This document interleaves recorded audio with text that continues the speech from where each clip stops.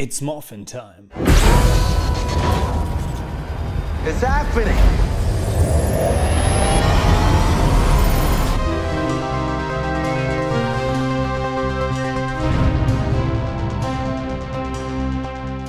With all the sequels, prequels, remakes and reboots out there, I still wouldn't have expected another take on the Power Rangers.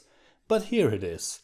I'm a kid of the 90s, and while I never was a huge fan, me and my friends watched a good deal of Power Rangers then, and I still remember our nostalgia talking about it like 10 years later. But even that talking about it was now like 10 years ago.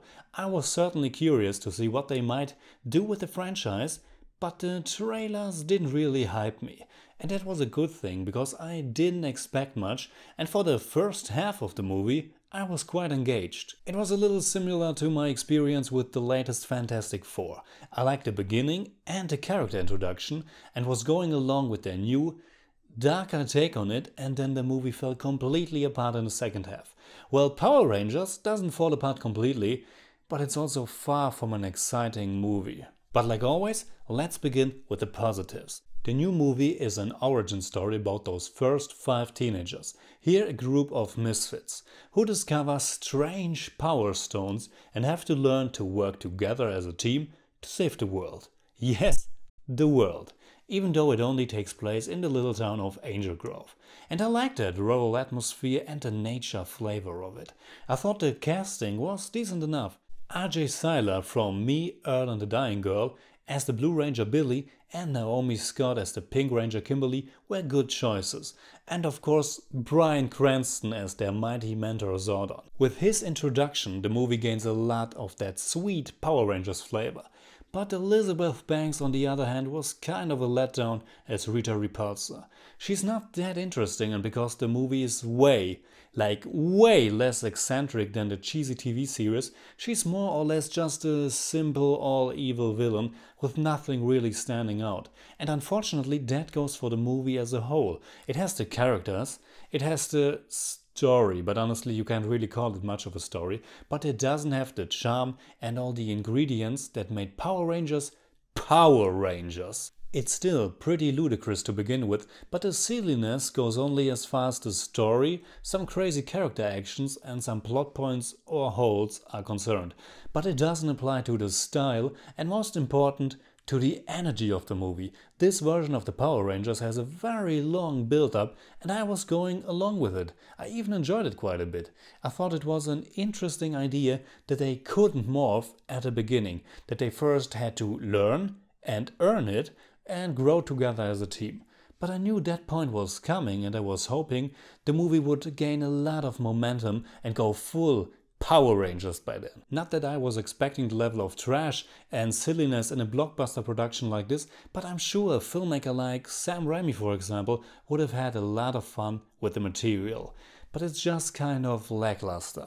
They were going for a more down-to-earth approach, but come on, it's still Power Rangers. It's still a little robot and a man behind a mystical wall talking about universe-destroying powers. I don't want to spoil much, but I consider it more like a warning or a caution to lower your expectations. You only fully see the Power Rangers in action for the finale, and at that point you know exactly what's coming because it's in the trailer. But before we are fighting a giant Zord, it's time for the theme song.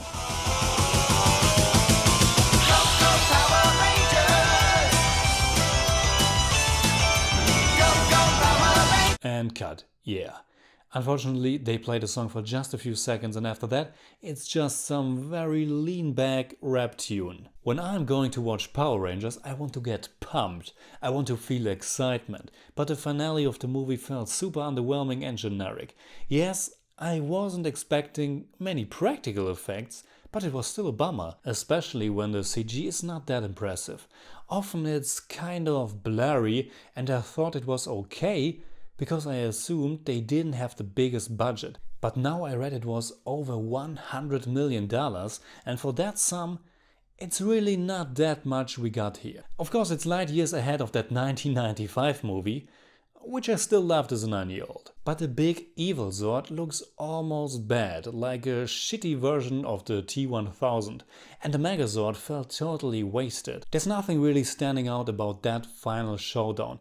I think the movie will have a pretty hard stand, because I can't imagine it appeals to new audiences. It tries to ground the Power Rangers mythology when it really should go all out with it and have fun. And because it doesn't have the iconic style and trademark visuals, and yes, Bulk and Skull are not in the movie, I can't imagine old school fans having that much fun with it either. The franchise is called Power Rangers, but the new incarnation simply hasn't enough of that. Which is sad, because I thought the cast might have some potential, but I really can't imagine this going anywhere. No Power Rangers. In German I'd say, das war einfach nicht durchgeknallt genug. I give Power Rangers 5 out of 10. It's more like 5.1, but I don't do that. Alright, that's it like always. Comment below, let me know what you think about Power Rangers. You can hit me up on Twitter, Facebook and Instagram simply at TheJimmyCage. And if you enjoyed this video, please give me a thumbs up, share, subscribe, whatever you like. And don't forget to hit the clock so we can rock.